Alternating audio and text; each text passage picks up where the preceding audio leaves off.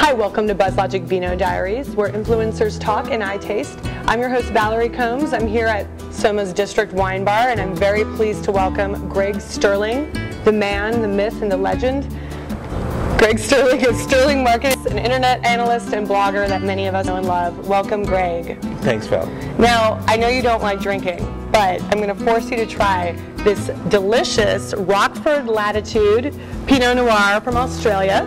I've been told it has cherry, very soft, mouthy, chewy tannins. Mouthy, chewy tannins. That's what I've been told. Let's give it a sniff.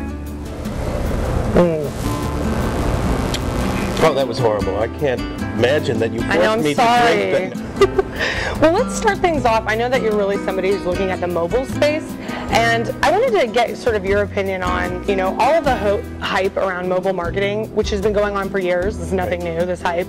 Let's do sort of a gut check. 2008. Where are we? Hype versus reality, and how? I guess let's start here. How are consumers actually using mobile phones today? Because that will always lay the groundwork for how the marketing will follow suit. Right. So it depends on what kind of phone you have. If you have an iPhone, you're using it a lot for a lot of mobile internet, email, data, etc. If you have a BlackBerry or another smartphone, you're using it a little bit less than the iPhone. If you have a feature phone, you know, a regular cell phone, you're really not doing too much beyond voice and text messaging. So the market is very fragmented and segmented, and the more smart penetrate the market, the more people will use them for mobile internet. So we're at the early stages of, if I had to spell the word reality, it would be we're at the R-E, I'd say. Just re? Well, RIA, perhaps. So what's it going to take, do you think, to get us to the A and the L and the I and the T and the Y? So more usable devices in the market. The Android phones, we have yet to see what those are going to look like. Right, now that's the Google phone, right. So some of those are supposed to hit the market. When do you think those are going to? They're supposed to come out Q3. Interesting. Samsung and HTC are supposed to be making them, so we'll see what those are like.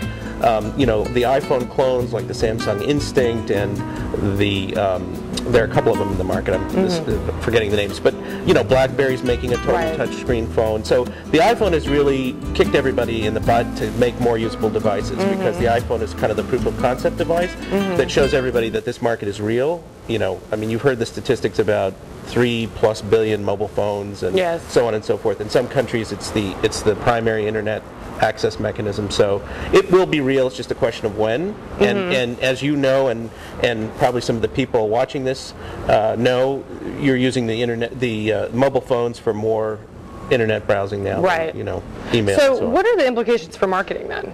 What are, I guess, you know, when are marketers going to be able to grab some of those funnel their dollars in that direction and actually capitalize on this growing consumer behavior? So the implications change with the amount of wine that I drink. Right. Well, but there are some marketers are already doing it. There are different things that are being done. We don't have enough time to talk about all the. Well, I just want the top level. People are doing it now. It's a real thing now. You don't have the reach that you've got on the internet, but now is the time to experiment. Now is the time to test. What about social networking on mobile social networking? Is that going to be something we're going to see a lot more of? Is that going to take off? 10 times fast. Mobile social networking. No. Okay. I'd rather just drink. Is it going to take? Is it going to take off? Yes.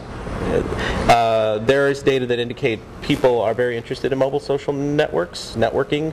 I've done some research that shows, I and Opus Research, working on a program called Local Mobile Search, have done some survey work that indicates a relatively small number, only 6% of users are accessing social networks on their mobile devices, but there's only 6%. About 6% in North America, but there are other studies that indicate a much higher demand. So I think you know, Opera, the mobile browser, just put out some data that said these are the #1 sites that are visited across their you know, their user base in the world.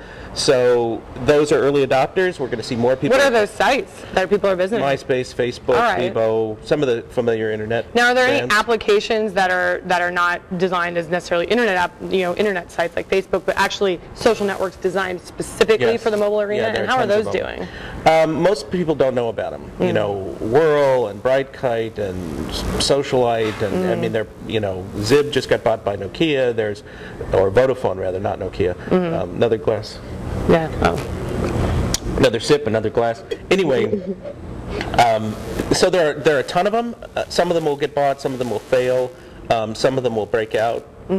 But we don't know yet. It's very, very early. I mean, they have to have the money to sort of sustain themselves over the next couple of years when real usage can kick in. Right, right. Cool. Interesting. Well, let's shift gears a little bit and play a little word association game, one of my favorite things to do on Vino Diaries.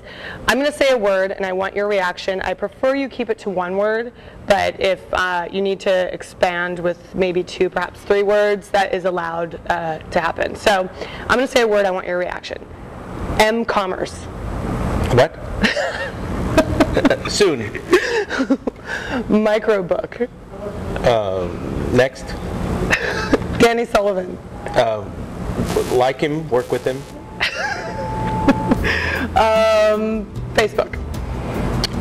Fatigue. Twitter. Don't use it. Cool. I think we'll end there. Thank you very much for joining us, the prolific Greg Sterling. Cheers and thank you. See you next time.